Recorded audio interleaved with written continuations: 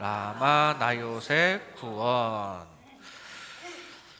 누군가가 이사를 갔을 때나 또는 새로운 장소에 개업을 했을 때 등등 새로운 처소에 신방 갈 때 제가 종종 전하는 이야기 중에 라마나요새에 관한 이야기가 있습니다.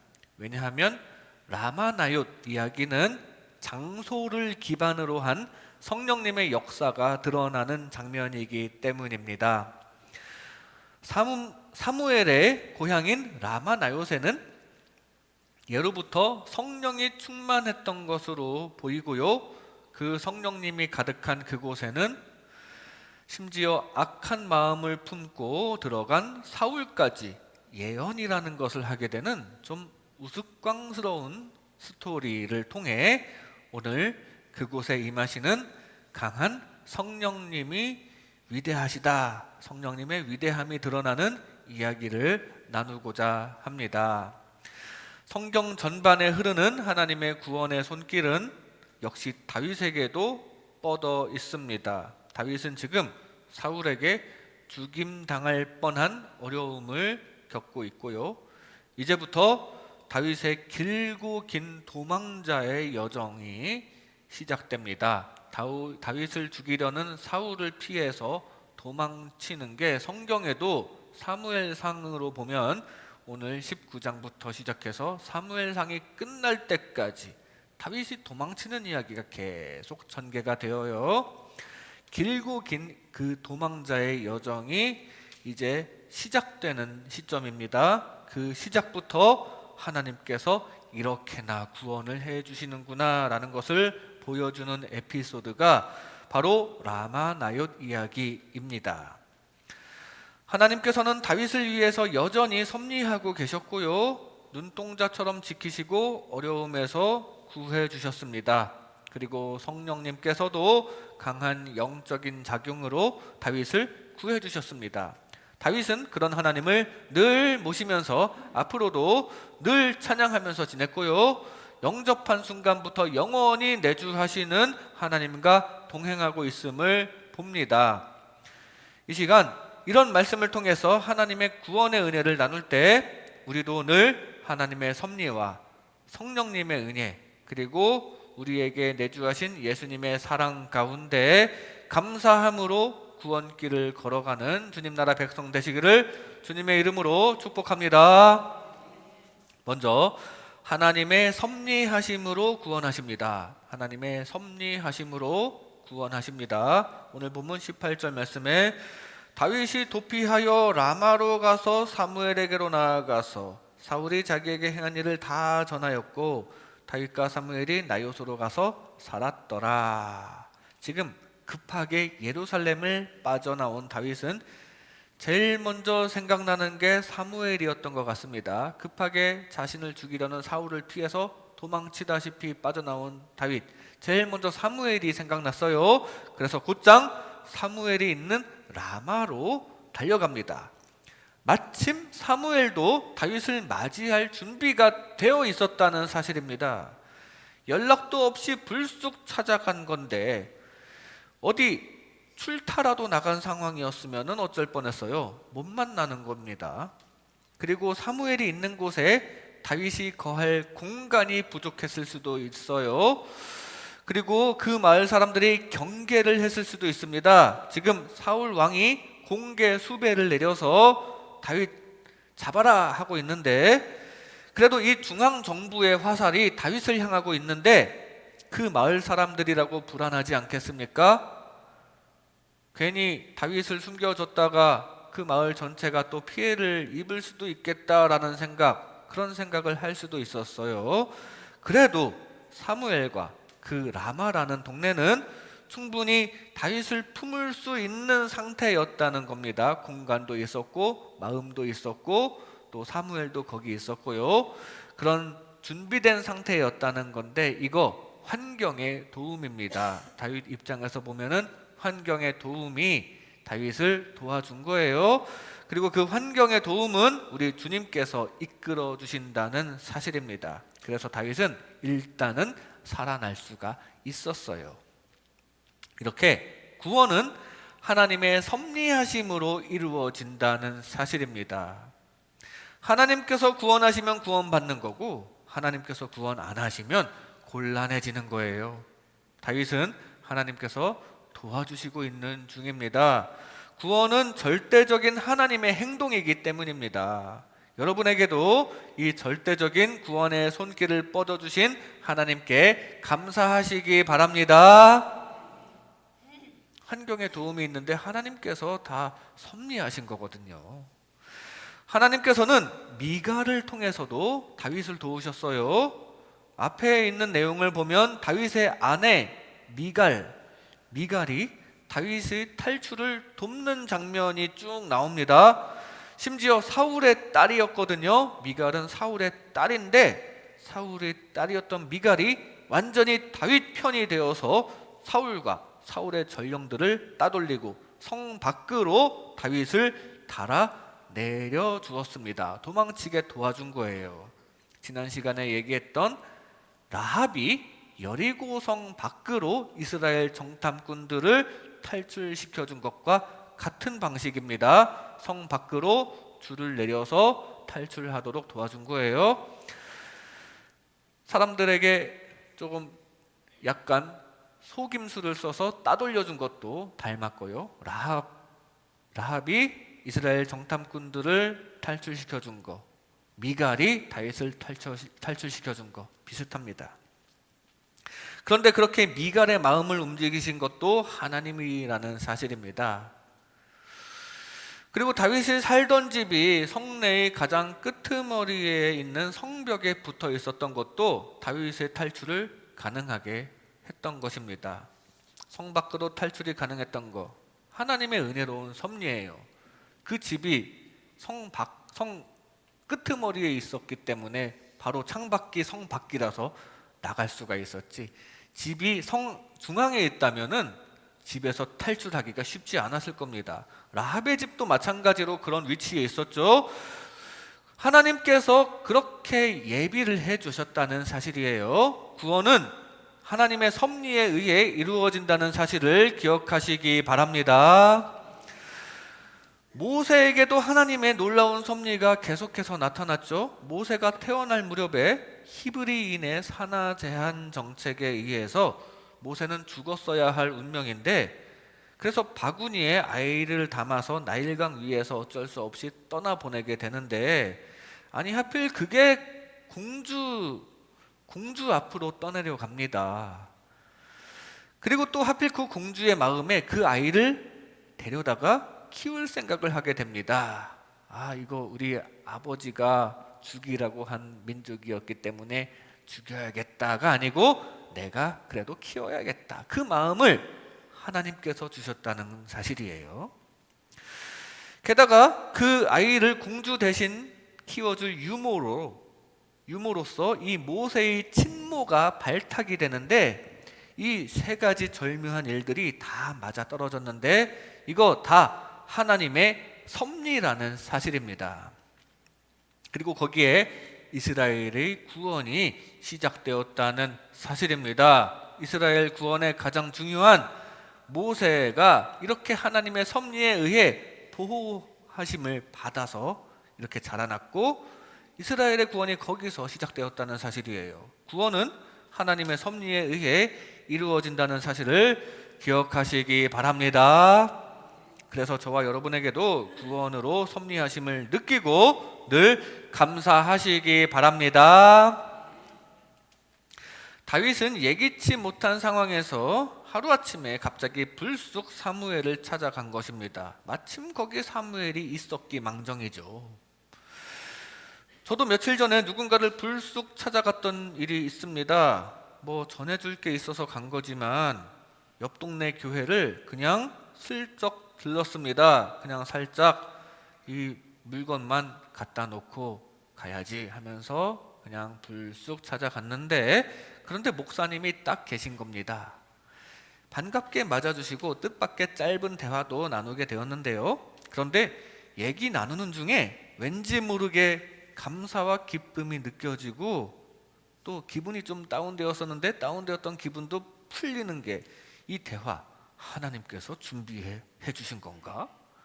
불쑥 찾아갔지만 거기 목사님을 대기시키셨나 하는 걸 느꼈습니다. 되게 사소한 거지만 사실 하나님께서 하나하나 섭리하신 게 맞아요. 우리 주변의 사소한 것으로부터 중차대한 문제까지 다 싹 하나님의 세심한 섭리가 거기에 있음을 늘 느끼시기 바랍니다. 우리가 느끼는 게 중요해요. 안 느끼면 그냥 우연히 이루어진 일로 치부해버리고 마는데, 사실 다 하나님께서 섭리하신다라는 생각 잊지 마시고 늘 감사하시기 바랍니다. 지금 우리가 마음 놓고 하나님을 믿고 섬길 수 있는 거, 그거 하나님께서 섭리하신 환경입니다. 바로 옆에 있는 대륙의 어떤 나라는 어디서 예배하기도 어려워요. 지금 이 21세기에 그런 물리적인 핍박이 있습니다. 우리는 감사해야 해요. 그리고 몇 세기 전만 해도 이 땅에 복음이 흘러 들어오기 전이었습니다. 그런데 지금은 복음이 이미 꽃핀 상태에서 우리는 이 땅에 태어났어요. 이거 얼마나 감사할 일입니까? 하나님께서 자녀 삼아주시고 하나님의 나라를 알려주신 것만 해도 무한 감사해야 마땅합니다. 하나님의 구원하심에 감사하시기 바랍니다. 그리고 하나님께서는 지금도 계속 구원 행동을 하십니다. 저와 여러분들의 믿음이 더욱더 강해지게 도와주시고요, 또 저와 여러분들의 이웃에 구원 행동을 하시는데 그 도구가 바로 우리예요.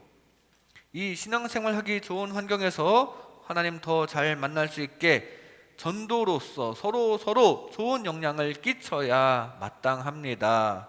그럴 때 우리의 믿음도 더욱더 자라날 것이고요, 그렇게 하나님께서 섭리하시는 가운데 삶 가운데 열매도 많이 맺고 하나님의 나라를 이루는 주님의 자녀 되시기를 주님의 이름으로 축복합니다. 하나님의 섭리하심으로 구원하십니다. 다음으로 성령님의 도우심으로 구원하십니다. 성령님의 도우심으로 구원하십니다. 오늘 본문 23절 말씀에 사울이 라마 나요스로 가니라. 하나님의 영이 그에게도 임하시니 그가 라마 나요스에 이르기까지 걸어가며 예언을 하였으며.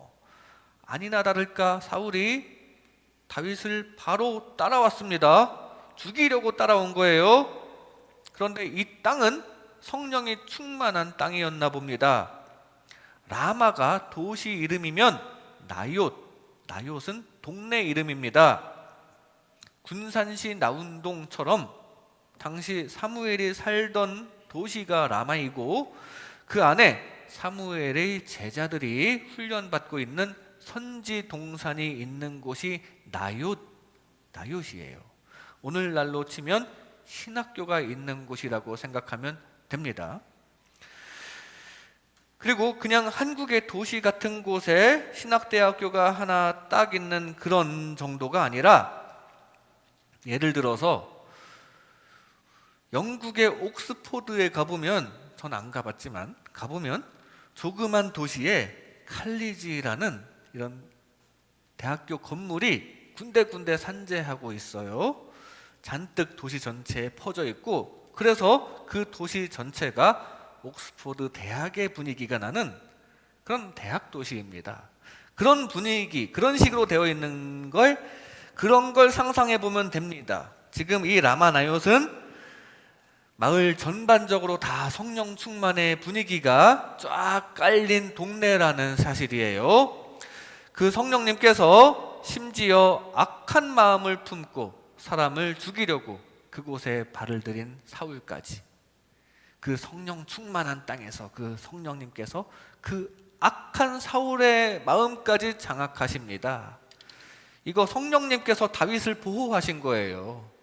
영적인 강한 능력으로 악한 마음을 지배하신 것인데, 이렇게 구원은 성령님의 도우심으로 이루어진다는 사실입니다. 왜냐하면 구원은 영적인 것이거든요. 영적인 것이기 때문에 거룩한 영 성령님께서 전면에서 일하십니다. 성령님의 도우심을 받아 영적인 구원의 은혜가 가득하시기 바랍니다.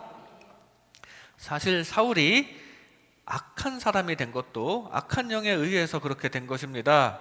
중간중간에 보면 다윗에게 잘못했다고, 미안하다고 하는 경우도 많아요.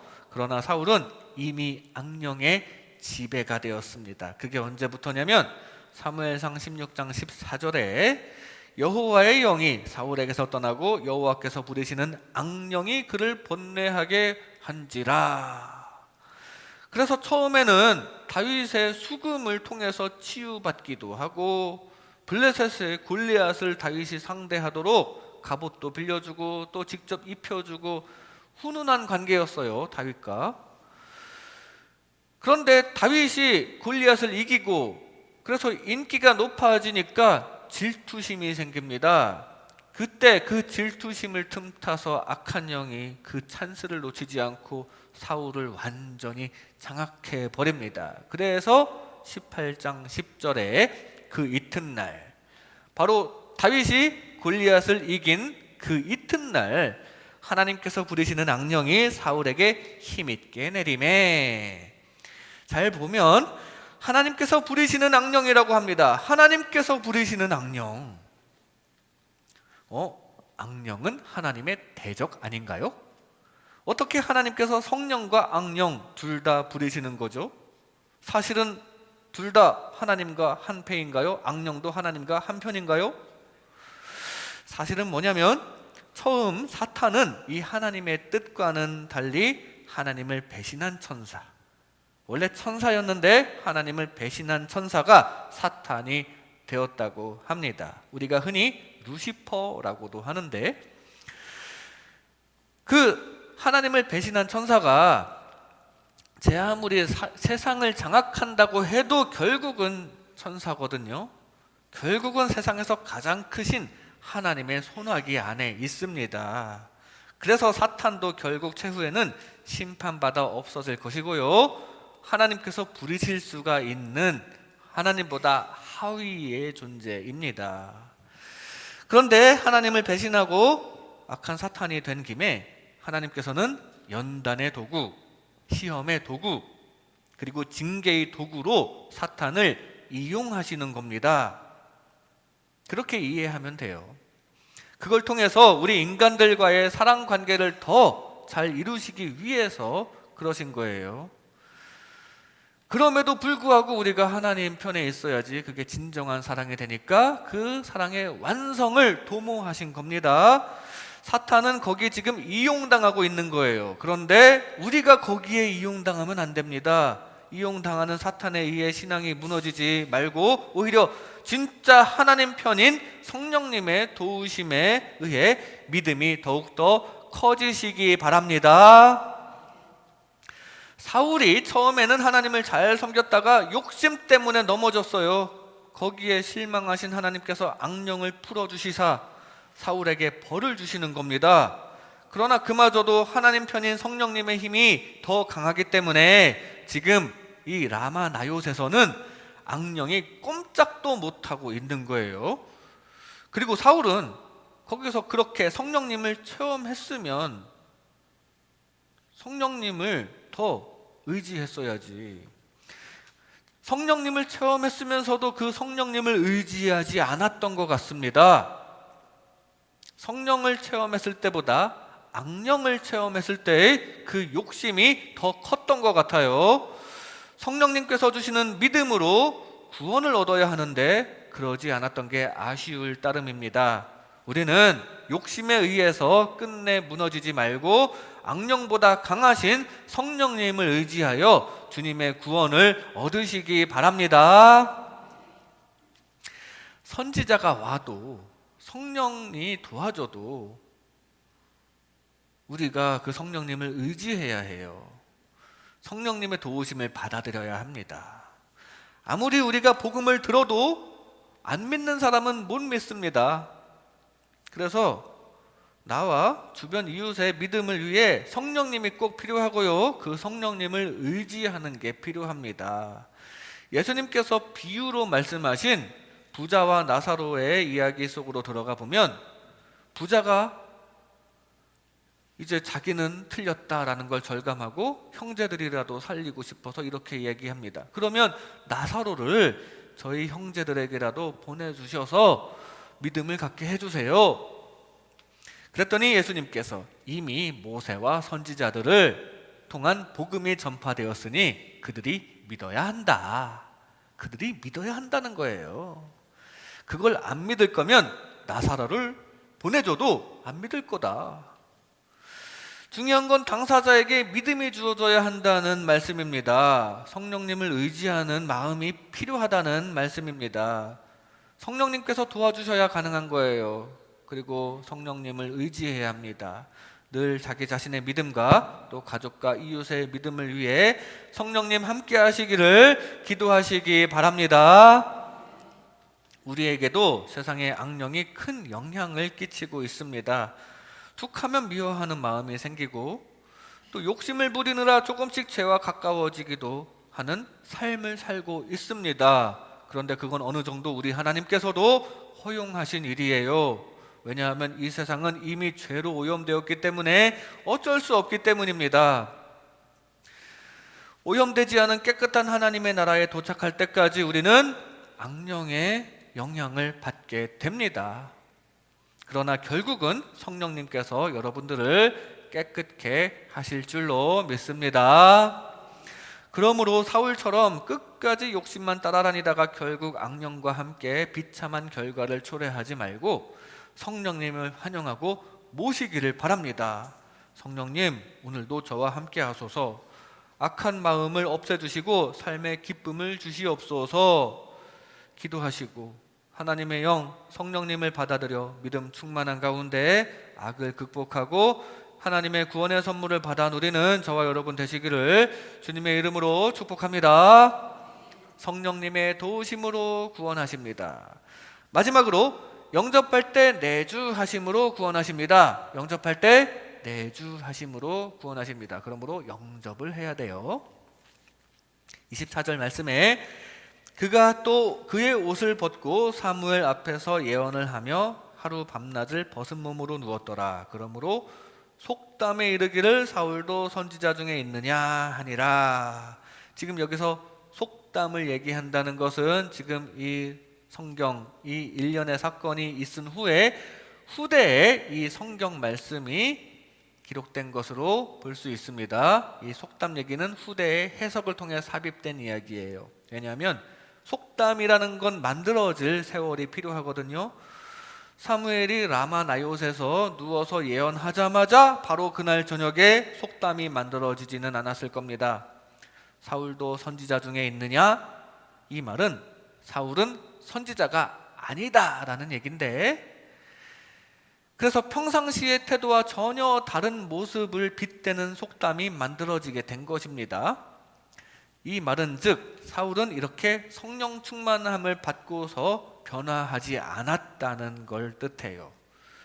변화되었으면 사울도 선지자 중에 있느냐라는 말이 나중에 만들어지지 않았을 겁니다. 변화되었다면 오히려 사울의 입에서 바울처럼 내가 죄인 중에 괴수다라는 말을 했겠죠. 그런데 그런 게 아니라 지금 후대에 전달된 이 성경 말씀에 사울도 선지자 중에 있느냐라는 속담이 있었다라는 것은 그 이후에도 사울은 여전히 악당 역할을 했기 때문에 후대에 이런 속담이 만들어졌다는 것입니다. 그렇게 해석이 되죠.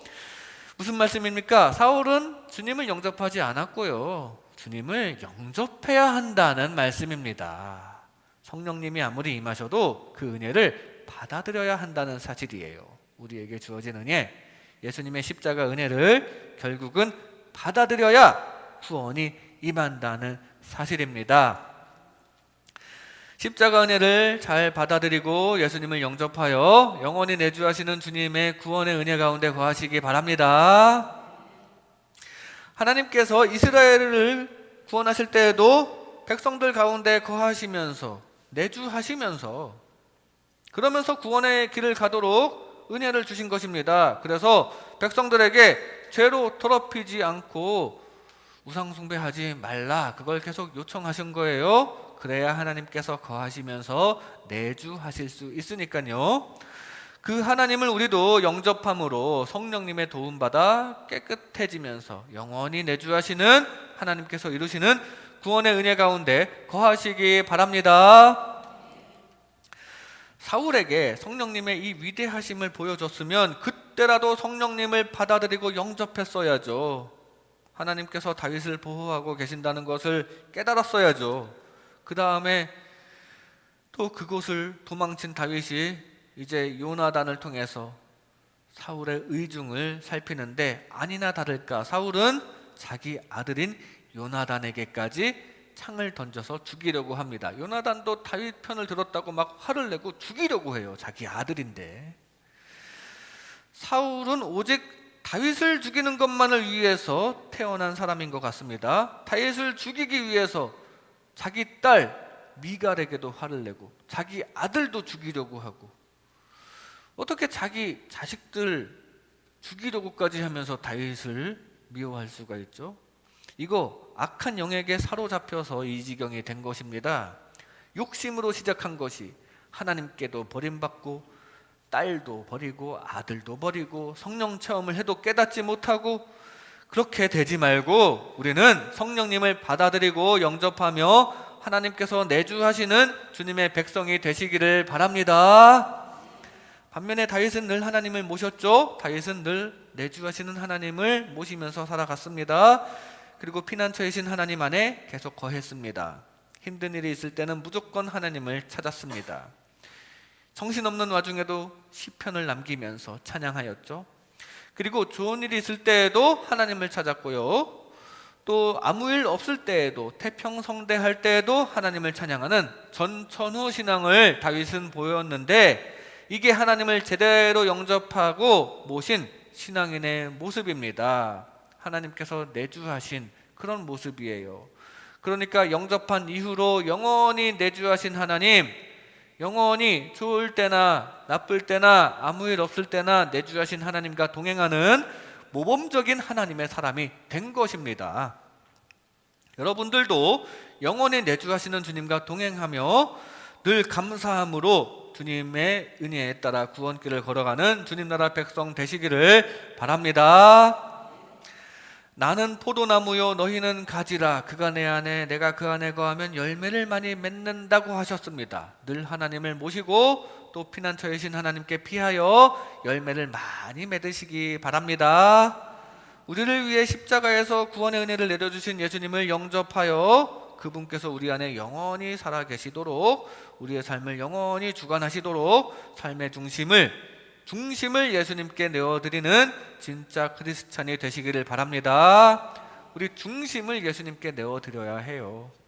사형리 전도지의 뒷부분에 두 가지 신자의 그림이 있습니다. 내가 나의 주인인 사람의 삶의 모습, 그리고 주님이 나의 중심인 사람의 모습이 있는데, 내가 나의 주인인 사람의 삶의 모습, 왼쪽에 있는 그림을 보면 큰 점과 작은 동그란 점이 난잡하게 흩어져 있는 이 사울의 마음과 같은 모습을 보이고 있습니다. 십자가 예수님이 아예 밖으로 쫓겨나 있어요.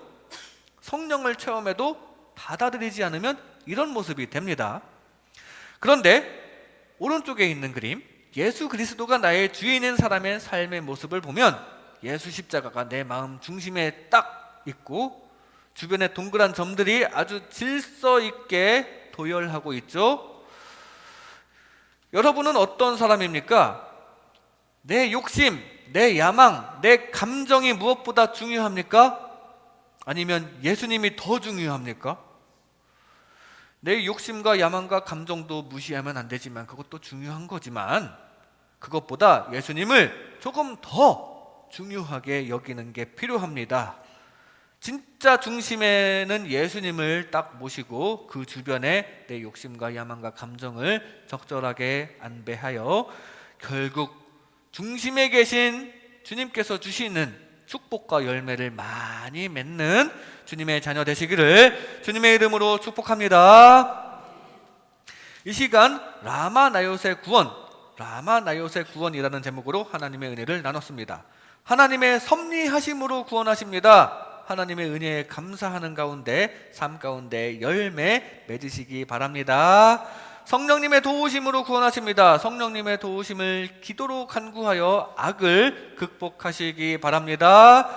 영접할 땐 내주하심으로 구원하십니다. 마음 중심에 예수님을 모시고 주님 주시는 축복을 얻는 저와 여러분 되시기를 주님의 이름으로 축복합니다. 기도하겠습니다.